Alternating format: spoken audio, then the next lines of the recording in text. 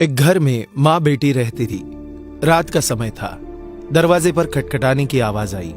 माँ और बेटी बहुत गरीब थे, छोटे से घर में रहते थे। बेटी ने दरवाजा खोला तो वहां पर कोई नहीं था। नीचे देखा तो चिट्ठी पड़ी हुई थी। बेटी ने चिट्ठी खोलकर पढ़ी तो हाथ कांपने लग गए और जोर से चिल्लाई, माँ इधर आओ। चिट्ठी में लिखा था, बेटी मैं तुम्हारे घर आऊंगा तुमसे और तुम्हारी माँ से मिलने, और नाम की जगह नीचे लिखा था भगवान। माँ ने कहा, यह शायद हमारी गली के किसी लड़के ने तुम्हें छेड़ने के लिए बहुत ही गंदी शरारत की है। लेकिन बेटी को माँ की बात पर यकीन ही नहीं हो रहा था। बेटी बोली, माँ पता नहीं क्यों मुझे ये सच लग रहा है। माँ को मनाकर बेटी और माँ दोनों तैयारी में लग गए। घर भले ही छोटा सा था लेकिन दिल बहुत अमीर।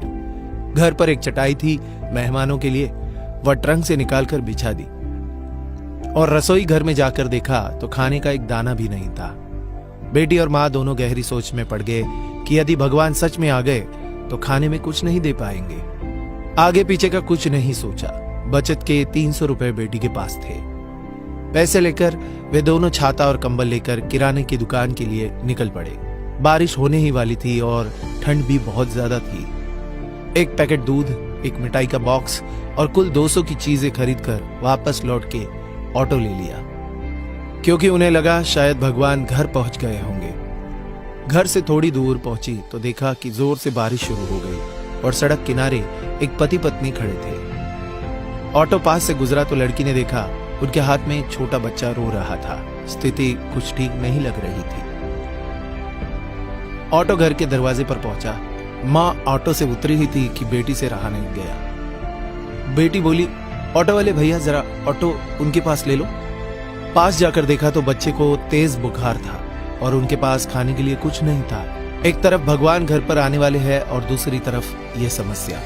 बेटी ने सोचा भगवान को मना लूंगी, लेकिन यदि इन्हें ऐसी हाल में छोड़ दिया तो भगवान बिल्कुल माफ नहीं करेंगे। बेटी ने जो जो खरीदा था सब उनके हाथ में थमा दिया और तो और बचे हुए 50 रुपए भी दे दिए और बोली, अभी मेरे पास इतने ही है, इसलिए रख लीजिए। बारिश हो रही थी तो छाता भी दे दिया और बच्चे को ठंड ना लगे इसलिए कंबल भी। वहां से फटाफट घर पहुंची ये सोचकर कि भगवान आ गए होंगे। लेकिन दरवाजे पर माँ खड़ी थी। बोली, आने में इतनी देरी क्यों लगा दी बेटी? और यह देख, एक और चिट्ठी आई है, पता नहीं किसकी है। बेटी ने पढ़ना शुरू किया। उसमें लिखा था, बेटी आज तुमसे मिलकर बहुत खुशी हुई। पहले से दुबली हो गई हो लेकिन आज भी उतनी ही सुंदर हो।